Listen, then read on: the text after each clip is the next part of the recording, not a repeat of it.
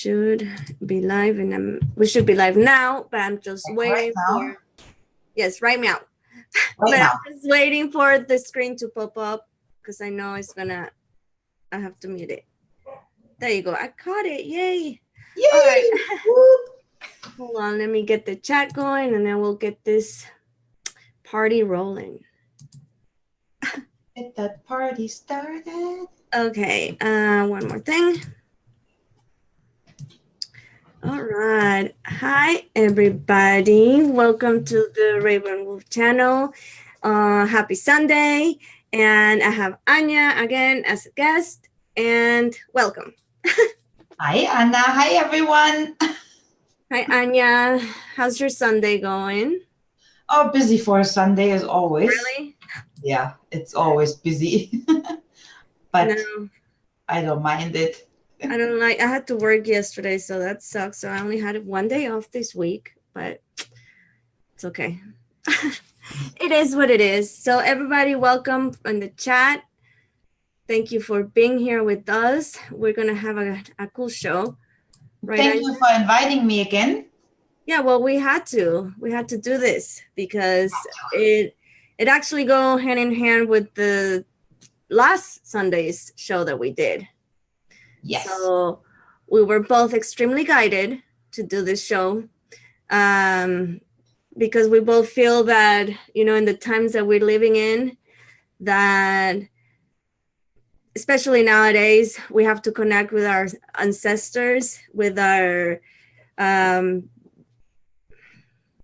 with the civilizations that lived prior to us, and to understand some of their knowledge, because it's actually, I believe, and I think you can agree with me, Anya, that it's very important, especially like I said, the things that it's happening nowadays in this.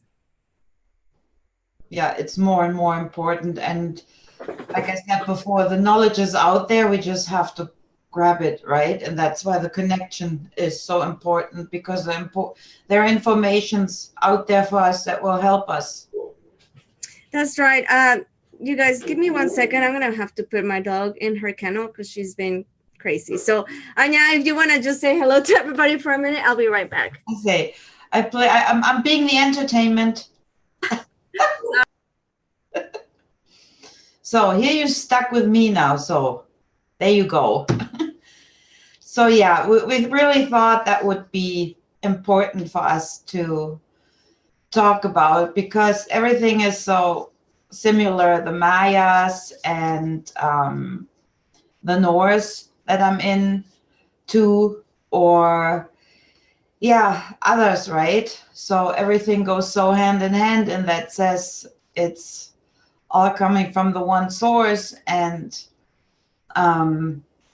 yeah, and the ancestors that lived here before and had the experience and let's say failed, or not failed, but didn't make it that time, you know, that we can use the informations that whatever is coming will not end bad again. So, and that's what we wanted to talk about. And yeah, and mine is anyways just my humbled opinion, right? I'm not saying that what I'm talking about is right. So there you go. So I hope you're all having a good Sunday. And it's always awesome to be back here. Always have fun with Anna and with you guys. It's always great. So yeah, I hope you're all having a very, very good Sunday so far, a weekend. So let me put on the chat here. So there we go. So, and I don't know where Anna is taking her dog.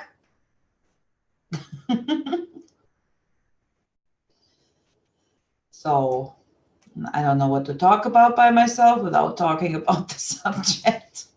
And I'm not dancing either, because that costs money. Right? So. Okay, I'm back. I'm so sorry. It's okay. Like, I was about to dance for them. That's fine. It's like my dog wait for me to press live to want to go outside.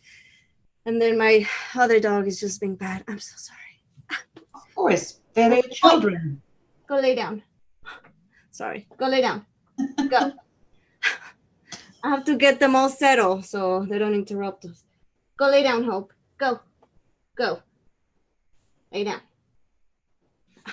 She's looking at me This like, is good after 3, 4, 5 times, right? so sorry. But yes, I'm back. So I don't know what you said, but so yeah, we're just gonna start talking about like the difference and similarities. I don't know. Is that the word? That works.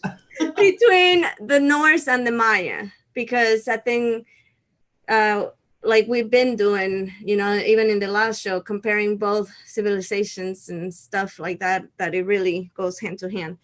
But so do you want to explain a little bit about the North side? We wanted to start with the 9 worlds or the creation. What did you wanted to start with? Let's do here. Let me see my notes here. Let's do with the creation. Okay. Yeah, because it's similar too, right? Right. So the creation of the world is, of course, described in the Edda as very dramatic, right? And just to bring that in very quick, because I was asked before, so the Edda is actually a collection of sagas, poems, and mythology. There is an older Edda, but I don't think that anyone has access to anymore. In those poems and stories, it's like a family tree, actually. And it was written by the seers, the Volespas, the Vulvas, and those were seers. So they actually wrote down what they saw, what's going to happen. So, and of course, those things disappear, right? And then there was, Snorra, who rewrote the Edda or wrote the collection, and he was born 1178. And he was killed in 1129. So he was a poet. He was also a politician. And with his poems, he wanted to bring out the truth because the Edda is totally encrypted. And I said before, you really have to study the Edda in order to understand it. And it's really encrypted and has a lot of information. So, and he got killed because it was said he was threatening the king of Iceland back then.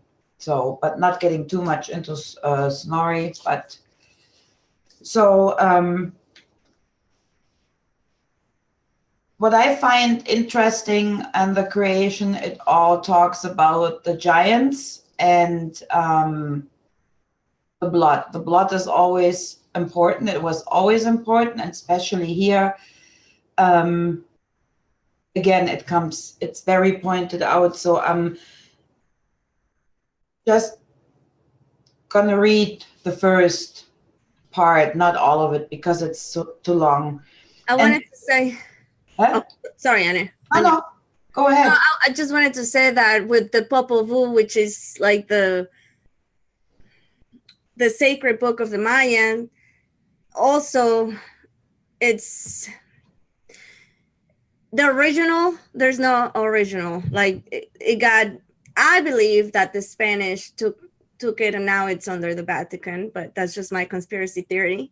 Yeah, that's what I think with the original Edda as well. Yeah, but there was one friar that copy the Popol Vuh, but he did add it, and that's another thing that you were telling me that, like the Popol Vuh, he added some Christian stuff in it.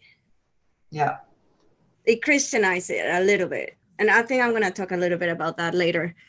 But and all the other examples of the Edda, it got Christianized too, right? Like I mentioned that because there's so many versions out, and of course they had to put in their bullshit. So so this is just the story of how our world was created and how the 9 worlds work together with this. So I'm just going to read a little part because it's too much. But if you listen, you might have heard that in another book somewhere. I wonder which one. That's a hard one. So there So was a time when there was nothing. There was not earth or sand, not the sea and the ocean, and not the sky with its stars. In the beginning, there was only Ginungaka, the yawning, silent nothingness. All Father Spirit created the existence, and in the south there was Muspelheim, the land of embers and fire, and in the north Nilfheim, the land of fog, cold, and darkness. 9 empires created the gods in the world, 3 subterranean, 3 earthly, 3 heavenly. Deep inside the earth lays Nilfheim, the land of ice and death. Nilfheim was the deepest abyss in which the criminals and perjurers suffers their punishment. Vanaheim was the residence of the Vanen. So, and also it says that I'm just going to skip some, but you can also research that on Google. It's just really too long to read it all, so I'm just going to read a few things out of it that I find interesting. So, because I find the numbers interesting. So, the world tree is separated in three worlds, layers. Three right? layers. Hold on, I want to say something. Uh, also, in the Aztec and Mayan mythology, there's 9 underworlds and 13 heavens. So do you guys see the connection why we wanted to talk about this? All right, that's all I had to say. Continue, Anya. So yes, also in the Mayan world tree, which I have a video about that in my channel, it's also separated in 3 levels. So the branches of the tree, that's the heavens. The trunk of the tree is where the humans exist, and the roots is the underworld. Is that also how That is the same here. Yeah. Jack Knight Lodge said, Dr. Jackson Crawford knows a ton. Yeah, I know him. He is awesome.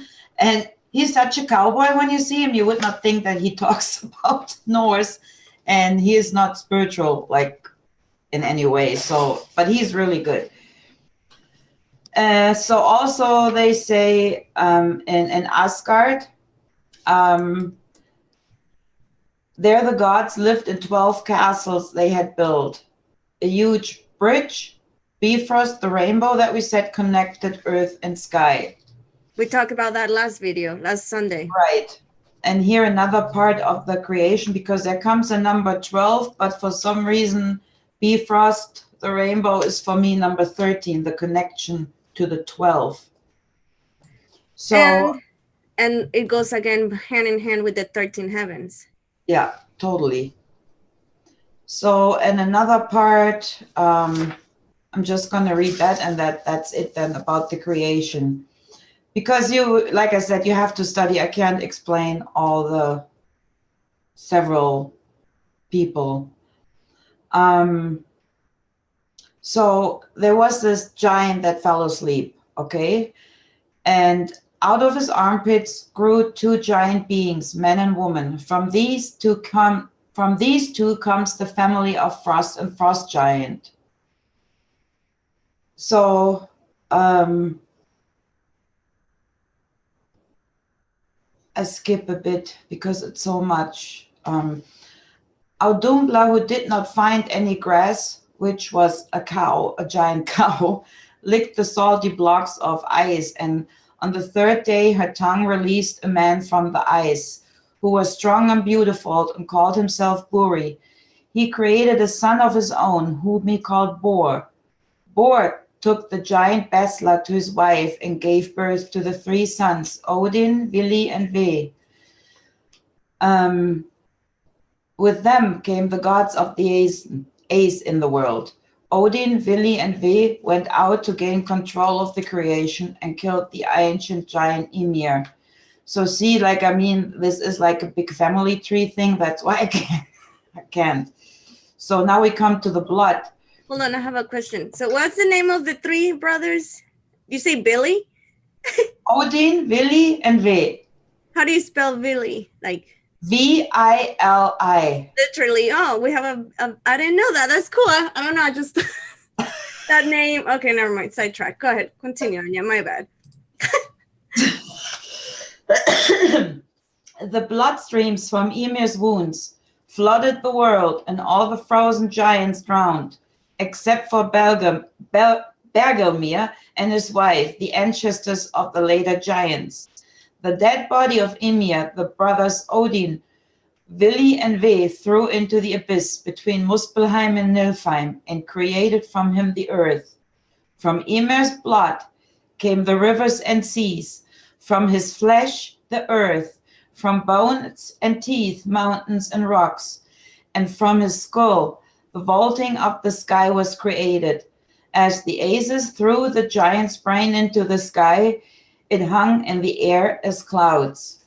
His hair became trees, his eyebrows formed the wall. So,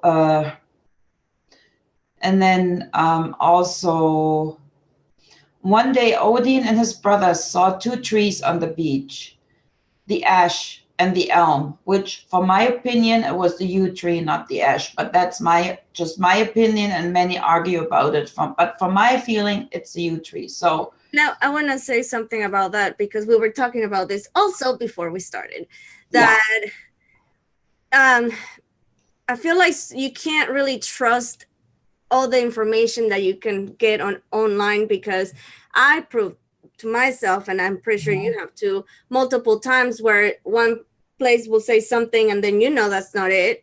You have to follow your guidance, your own guidance, your own intuition. And like you said, a perfect example, you don't think is the what tree, but is the ash tree. Right? Yeah, like I don't believe it was the ash tree. It just makes no sense. Oh, yeah. For me, it's a yew tree. The yew tree, yeah, there you go. So, because it's an evergreen, so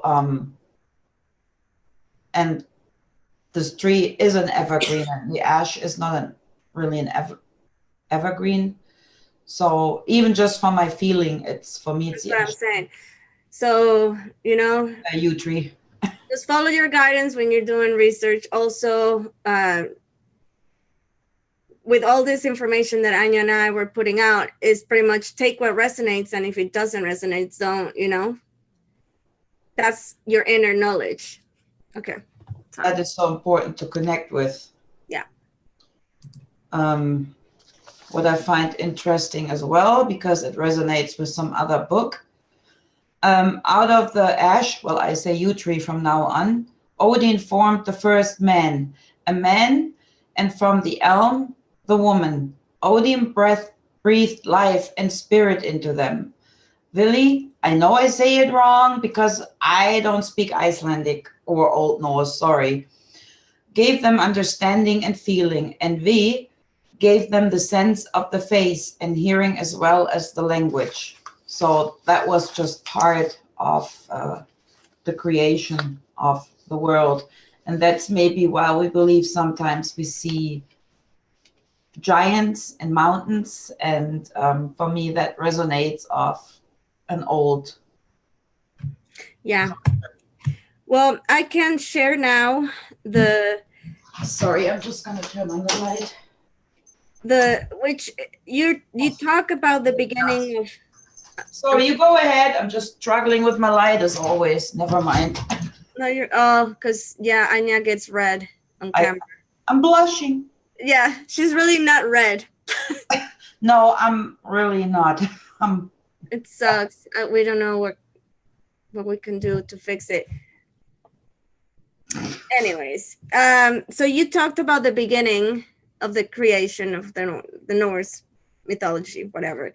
Well, now I'm going to be talking about the mythology of how mankind ended, because there's different times where they believe, the Aztecs, they believe that the world ended.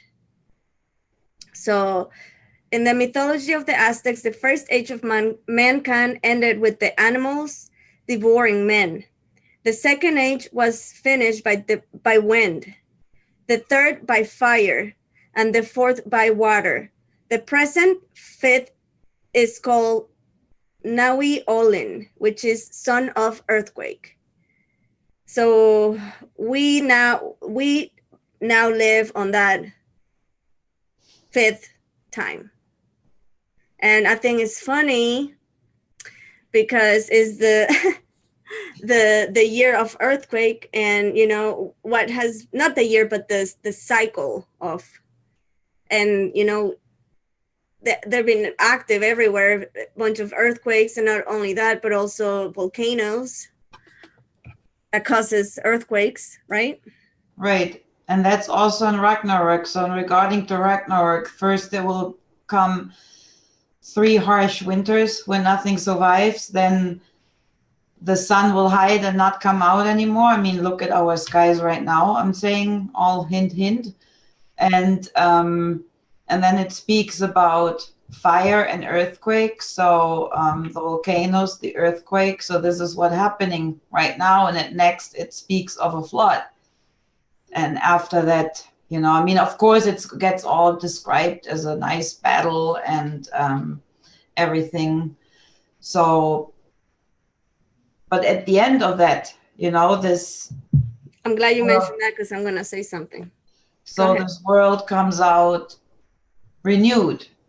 So it says that 2 humans will survive because they're hiding in the ash tree. So with this, for me personal, I just connect the female and male energy. I connect the knowledge that those two are our ancient knowledge. So if we keep studying and connecting to our higher self and open our eyes more with what's going on with the programming, manipulation, and so on, once we understand what is going on, that we can disconnect from that. And then after they say a new world will come out where everybody lives in peace and where the gods and the human live together, most likely, right? So, which is for me a symbol of we finally accept our higher selves. But yet the source, the All Father, the main source will have no name, but still creates. And I like that because there's no name, because it's not important. It is just there. That means for me, there will be no religion anymore. For me. Yeah. I want to mention something about, so the 13 heavens and the 9 hells were each 52 years long, 1,144 years total. Each of the 9 hells were to be worse than the last. On the final day of the last hell, the god of the dead will remove his mask of jade to reveal himself as Quetzalcoatl, god of peace.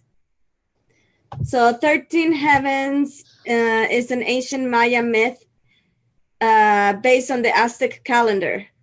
So the prophecy says, after 13 heavens of decreasing choice and 9 hells of increasing doom, the tree of life shall blossom with the fruit never known in the creation, and that fruit shall be the new spirit of the men. Wow. So that's very similar to what you were saying. And also, that is actually perfect time to talk about the Edgar Cayce thing that I found also. Yeah, and also just saying, throwing that in there. So when I speak of the creation of the world, but that's just my thought, right? I mean, we're all aware of resets and things starting over again, new mindset. That's what I call a reset, new mindset.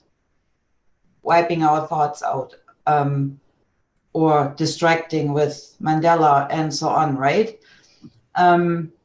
So maybe, just maybe, like I said, it's just my thought, maybe the creation of that world, which we are on now, the Midgard, the Middle Earth, maybe that creation that I just read, maybe this was a reset already. And this is just for us to not get caught up in it again. Do I make sense? It makes sense to me. I know it sounds crazy, but that was just a thought of mine. So, you know that another culture died before already, and blood was flowing already, and all of this. So yeah, but like I said, it's just a thought of mine. Okay. Now, I think I like when you share your thoughts because it resonates, you know? Right?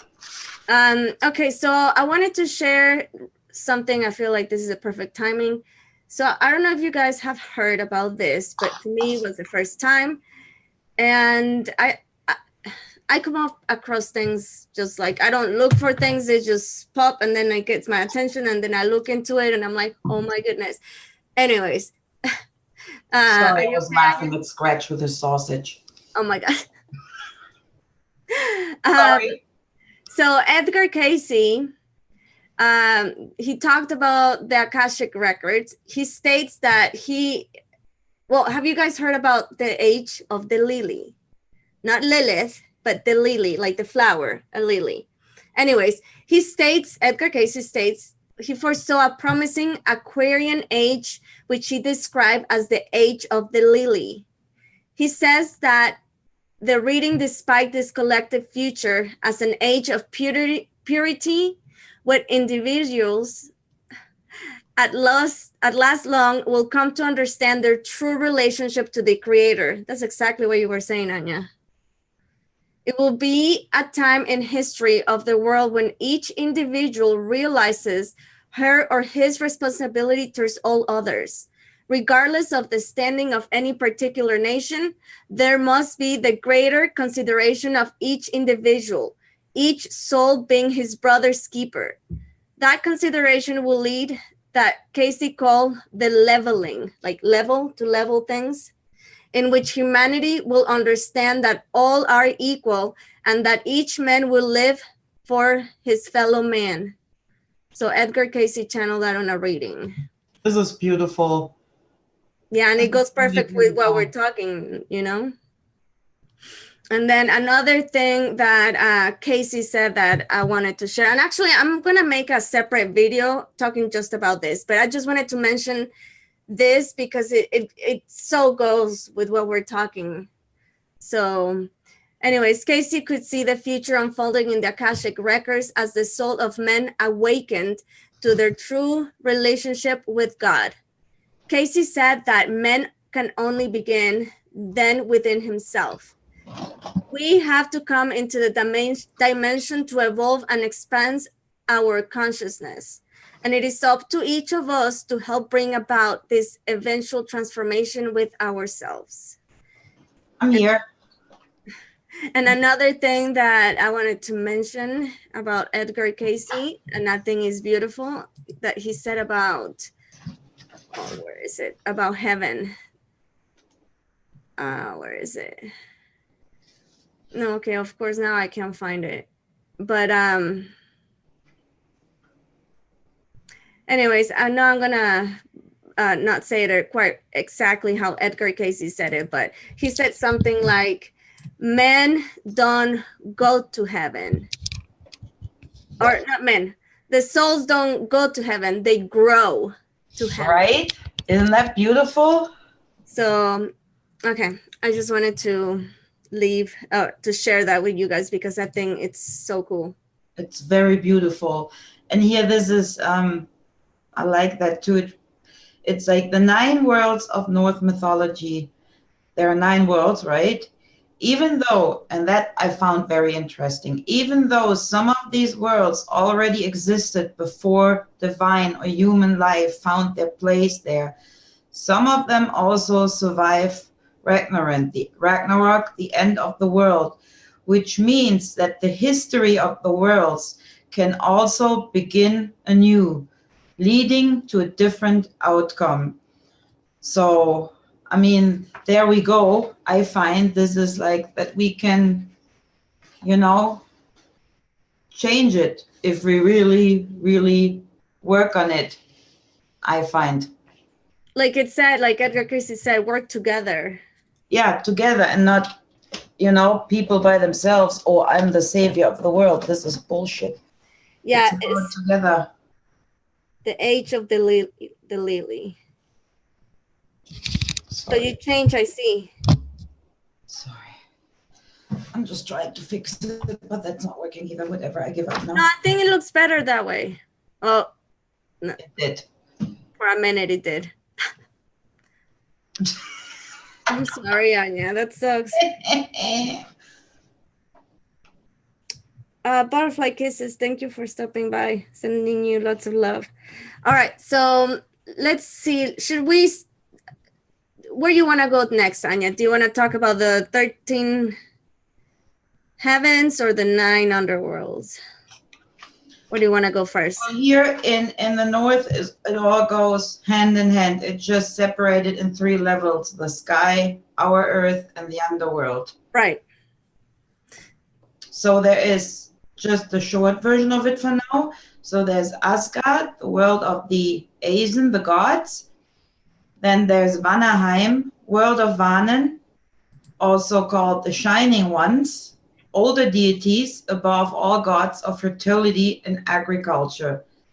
Then there is, and I know I'm not pronouncing them right. Hold on, I have a question. So those are the heavens, right? The heavens, the different layers? Yeah. Okay, so I thought I just had an idea.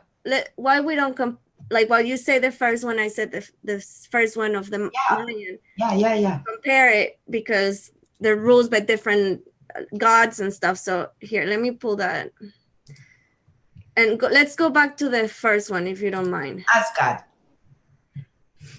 Okay, hold on. Nose is itching. Okay, trying to get this. Okay, I'm not gonna be able to see the camera. Okay, so go ahead. So it's Asgard, right? The first one. Anya? Asgard, or you want me to read it? Yeah, the first one. Just talk about the first one a little bit. Okay, Asgard, that's the name of a castle which consists a total of 12 palaces. During the Battle of Gods, Asgard is set on fire by Surd and thereby destroyed. So, and it is the top world. Yeah, that was the right one. So it's the top world. Here lives the Aesen gods at the top of the hierarchy. In Asgard, there are several walls where the Nordic gods live. In Valhalla, one of the most famous halls, the heroes who died in the battle live. The highest point is called, oh my God, I can't say that, Hildsgjalf. This is the throne of Odin. From this throne, Odin can survey all worlds. Okay. And the 12 palaces, those are actually all the 12 gods. The 12 fairies, remember? There are always 12 fairies in there. And there's 13 gods.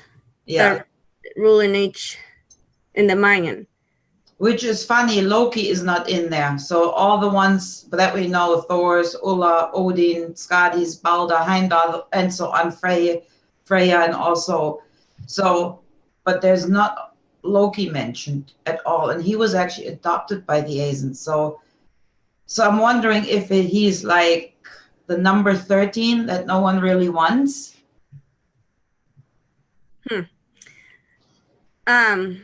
I was gonna say the Mayan also believe, because you were talking about the warriors, that's where the warriors will be, correct?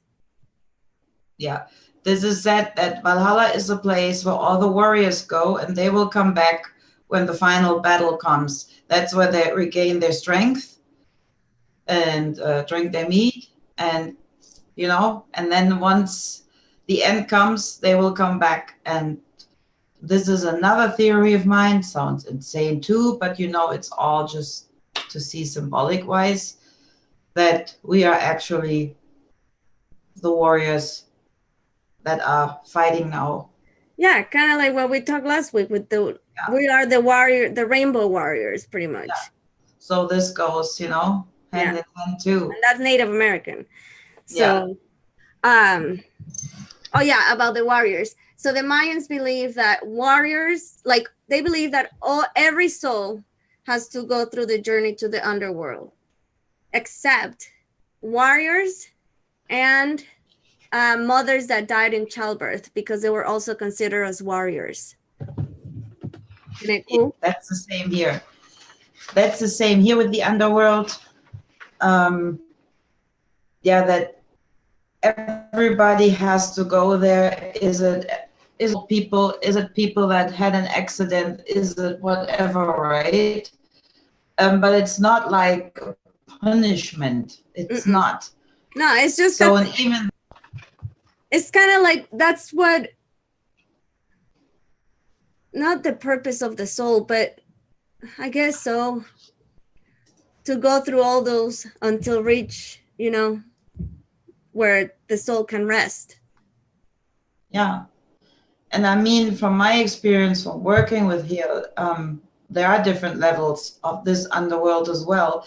There's also that level where those people go, those souls go that don't deserve anything anymore, that are really rotten. And I haven't seen it, neither do I want to. But I've seen souls going there, nasty ones, and I Love don't it. think they're coming back. Interesting.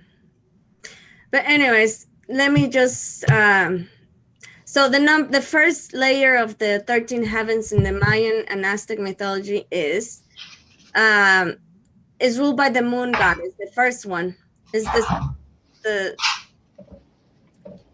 the moon, is ruled by the moon goddess. Um, let's see. Then the second layer is where the stars is the god of the stars, and is the two armies of the stars. I don't know. The third one is, oh, I forgot to name. Well, the god in this one is the goddess that created the stars along with her husband Milky Way. Is Ciclatlicutli, is the second layer of the heaven. Then the third one is Tonatiuh, which is the god of the fifth sun. The fifth sun, remember, that's where we're living now, that time that we're living on right now, the fifth sun. That's the The one. sun that travels before submerging into Mitlan underworld. Mitlan is the word for underworld in Aztec, same as in the Maya is called Xibalba, but it's the same thing.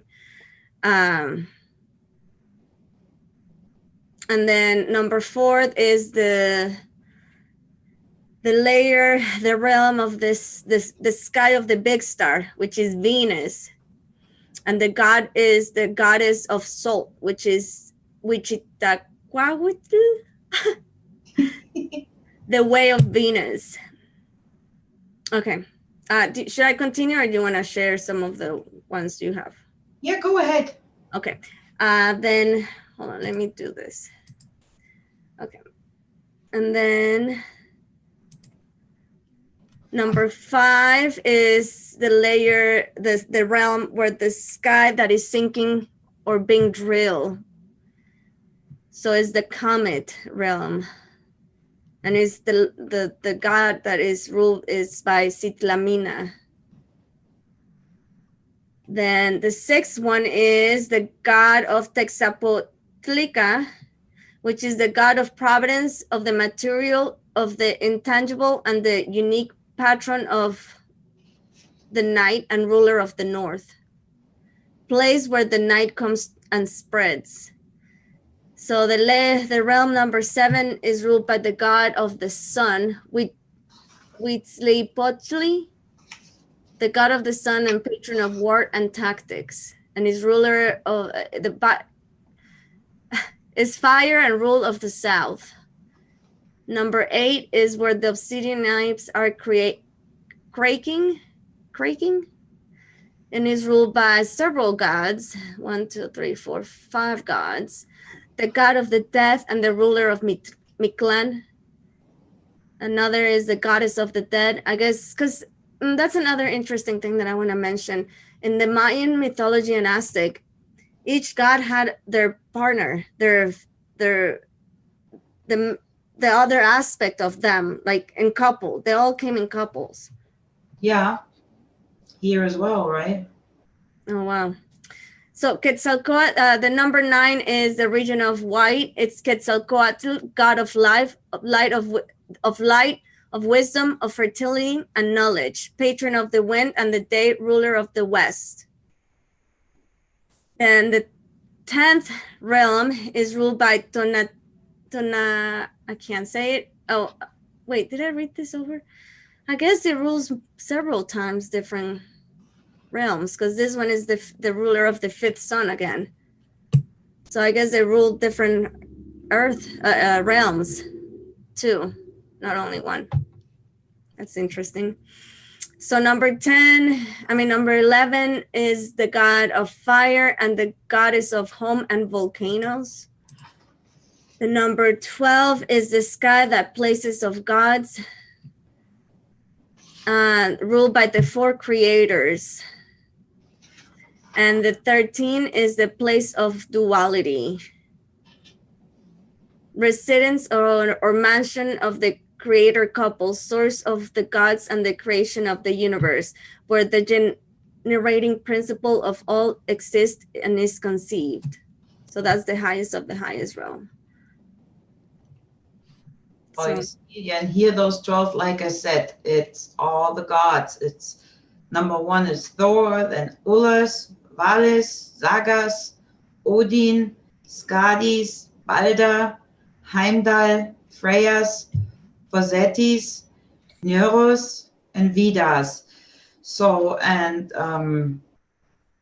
yeah, they all have their purpose. Like Freya is fertility, Balder is the sun.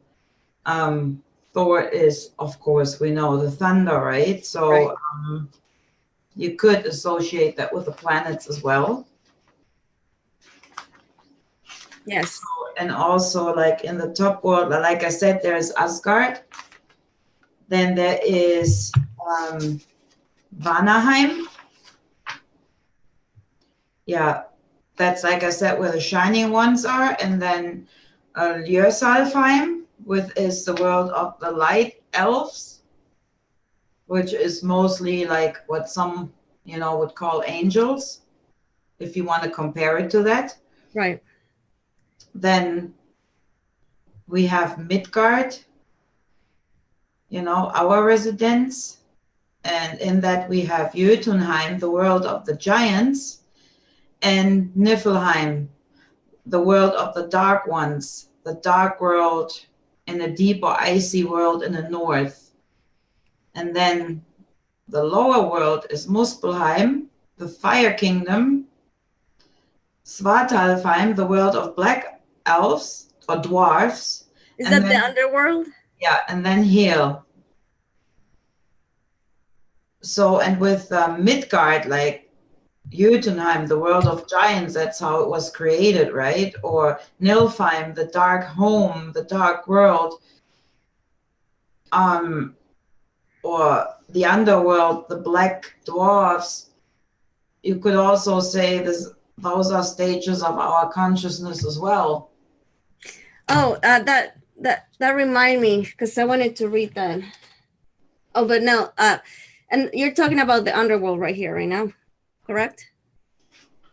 Yeah, I was just reading the different levels of all okay. Of them. Well, because that remind me something I wanted to read from my book. Because it talks about the Lord of the Nights ruled by the underworld, that rules the underworld, which might itself be equated with the world of the unconsciousness. These gods are the ones who must be defeated in order for humanity to rise above the primitive animal human condition and obtain immortality. It might be said that the message of the Popol Vuh is that the mastery of the primordial impulses of the reptilian brain are the key to transformation, immortality, and the peace in the world as we know it. So, and here, Helheim is the realm of the goddess of death, Hel. This is the place, the underworld, into which all souls come who do not drive up to Valhalla. And of course, Hel, hell, right? I don't have to explain that. So And also that is the place of the three Norns, Urt, Skuld, and Verdani. And they they determine the lifetime of each person. So, but not to freak out, that you drop next moment because they cut the string. The three Norns are just a symbol of what we create, right?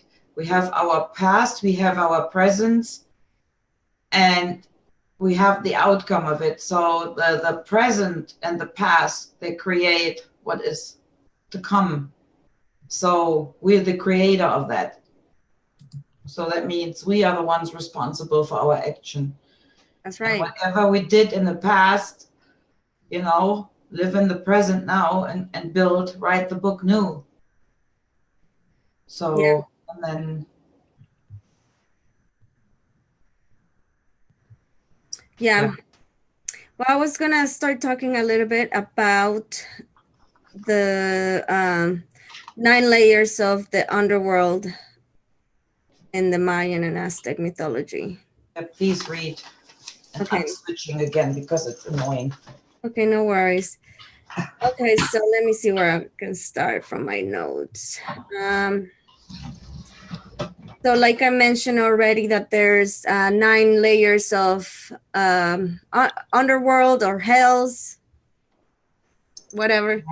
And I read that there's 9 lords that rule each underworld.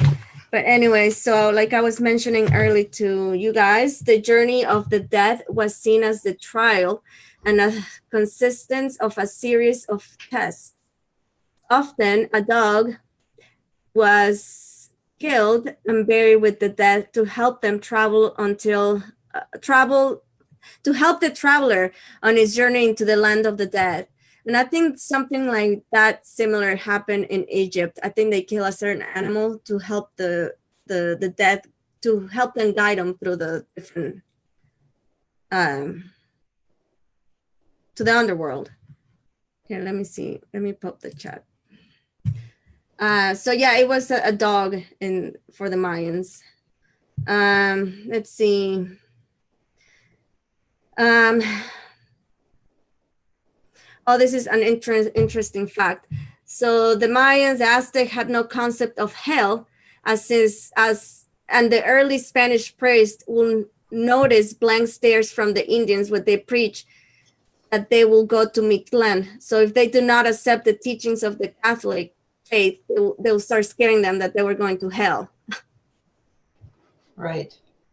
See, you say hell and I turn red. Wow. Thanks a lot, Anna. Oh my gosh. Sorry, Anya.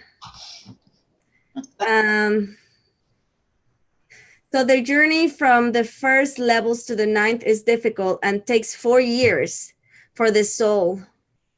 I mean, for the death, and are aided by guides of souls, like I was just saying, that are creatures, spirits, angels, deities of many religions who responsibility is to guide or escort newly deceased souls from earth to the afterlife. Their role is not to judge the deceased, but simply to guide them. Appearing frequently on art, guides of the soul have been depicted in different times and in different cultures as entities: horses, deers, dogs, ravens, crows, owls, sparrows. When seen as birds, they are often seen in huge masses, awaiting outside the home of the dying. The dead must pass many challenges, such as crossing a mountain range where the mountains crashes into each other, a field with wind that blows fresh escaping knives, and a river of blood with fearsome jaguars. Mitlan, or Xibalba, or underworld, are also featured in the Aztec creation myth. So the first layer of the underworld is the surface of the earth, which is interesting because that's where now, right now. Right now. The level 2 through the 8 is hazardous places to serve as a challenge to the soul. And the 9th level is Mitlan, or the place of the dead, where the soul rested here for eternity. And here I have another part of the underworld part. It's Svartalfheim, Heimer. Don't laugh at me. So it's the underground place where the dwarfs live, the dark counterpart to the light elves, Lichtelfenheim. Here live the black elves, the dwarfs. It is seen in the world tree, an underground dark world in which the shape is forged. The fairy tales and legends of dwarfs describe the dwarfs as extremely skilled craftsmen. Many of them are mining, others are masterful in blacksmithing and glass blowing. Many of the famous magical items come from the dark realm of dwarfs. Of course, Thor's hammer. And then the other is Nilfheimer. Nilfheim is the icy world in the north, wrapped in mist and fog, which I don't buy the fog part. So it represents the opposite pole to the southern Muspelheim, the realm of pure ice, fog, and the deepest darkness. Its prevailing conditions are strong concentration, limitation, contraction, magnetism, and thus structuring. From the icy Nilfheim flows Isa, the world ice. Remember the Isa rune, whoever listened? Isa connects to the spark Muspelheim, creating Ymir and Audumla, the cow. So later, Nilfheimer is relocated to Hel's realm. So, yeah, and from all of that, some of the worlds, because they said some of the worlds existed already, and that just shows that it was created. So, and it also shows that we do need the ice, the fire, the darkness, the light. So right now it's all separated, right? That's right. So, and it's not right. So if we take the dark elves, for example, it's also about, I just wrote like the most important part, but it's also about fear, torture. So we might even get our nightmares from there because it's that part of our consciousness. So, and I think if we ever want to go back, like in my case, Asgard, the real source where we're all coming from, the real level of the world. Kind of like what Edgar Casey said, the leveling. Yeah, the leavening. So we want to go back to the upper world there. We want to go back where we've all come from before the giants died, before all the worlds got separated or wiped out. And in Ragnarok, all the worlds will be wiped out. There will be no dwarf, there will be no light elf, no dark elf, no god, no human. So, which of course symbolic to see, right? So, right. And then we'll all be one again, up to the source, and this is our goal. And that's why this source will have no name, not to create. We just gotta grab the right people that are playing with us. That's right. So yeah, I agree with you. I guess I just last want to share the names, the name of the different gods, or the gods that rule the underworld. And I want to say, in my Mayan, which I haven't really promoted much, my Mayan readings, which I have to start doing that again. But on my Mayan readings, one of the aspects that the Mayan astrology reading comes with is depending on when your birthday, you get assigned a Lord of the Night that goes with your chart. And the Lord of the Night, it represents your deeper sides of you that nobody knows about you. So, anyways. Yeah. And in this case, it will be Sutor, the one with his fire sword, not the Marvel one, but he will come up and put everything into fire. And the two wolves, the Fenris wolf, he will eat the sun and the moon, and the snake, the dragon, he will chew on the roots of the tree. So the whole system will tremble. So, I mean, now we can pick which part are we of that whole thing. The one part might sound nasty, but it isn't because it's necessary. Right. So, and it will come. And I need to do a little more soul search as well as research, but I can't research on freaking Google. Yeah, no, it's not. Because like I said, Unfortunately, it sucks. it's so full of symbolic. It's all there. It's in front of us, right? And we just gotta. Yeah, it's one of those things when you start seeing, when you're aware of different symbology on different things, it's like you can avoid it. But before, if you don't know what they mean or what they are, you don't know. You can't pick them out, or you can't see them. You know what I mean? Yeah, and for here, it's if you read it without, having any interest what's going on in the world, it sounds like a nice new grim tale. Yeah. So, oh, dwarves, elves, yippee, right? Yeah. Okay, so let me go over this. Okay, so the first one is, this is the Lords of the Night. The underworld is, the first one is the turquoise year fire lord. The second one is the smoking mirror. Number 3 is the prince lord. Number fourth is the maze god, which that's my Lord of the Night in my Mayan astrology. The what is it? Fifth one is the underworld lord. This, whatever, I lost the count. Jade is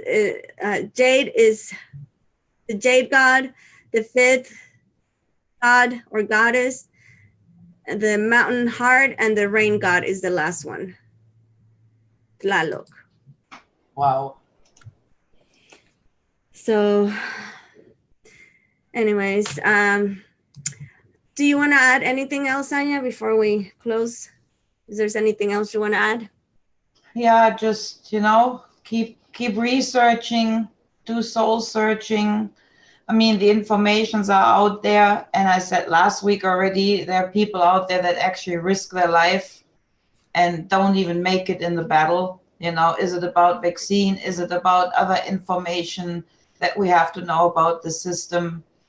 People getting locked away because they're so-called crazy. I mean, those are really the heroes, right? Yes. I mean, we all have a purpose somehow. Everybody that is experiencing that right now does have a purpose. That's right. So I agree with you, Anya. it is getting real. So buckle your seat, people. get the popcorn. Get the popcorn ready. All right. And oh yeah, one more thing I want to share with you guys. We couldn't do the R&R show last night because Ransom's internet was not working, but we are gonna do the R&R show tonight. I think we said 10:30 Central Time, 10:30 or 11 Central Time.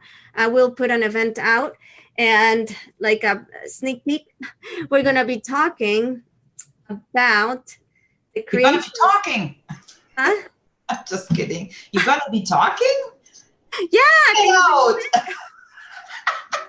We're gonna be talking about the Anunnaki creation of humans. Interesting. And I'm gonna be comparing it to the Mayan creation.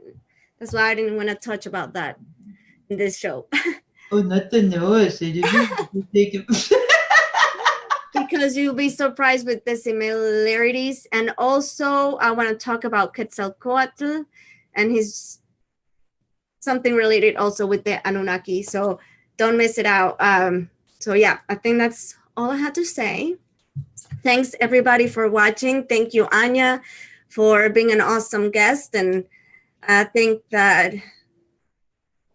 comparing the Norse and the Mayan and the Aztec and all of that, the more we know about the similarities that they exist in between each other, it's like we can pick out like discern what is been there all along, what is not, and just learn from our ancestors, really.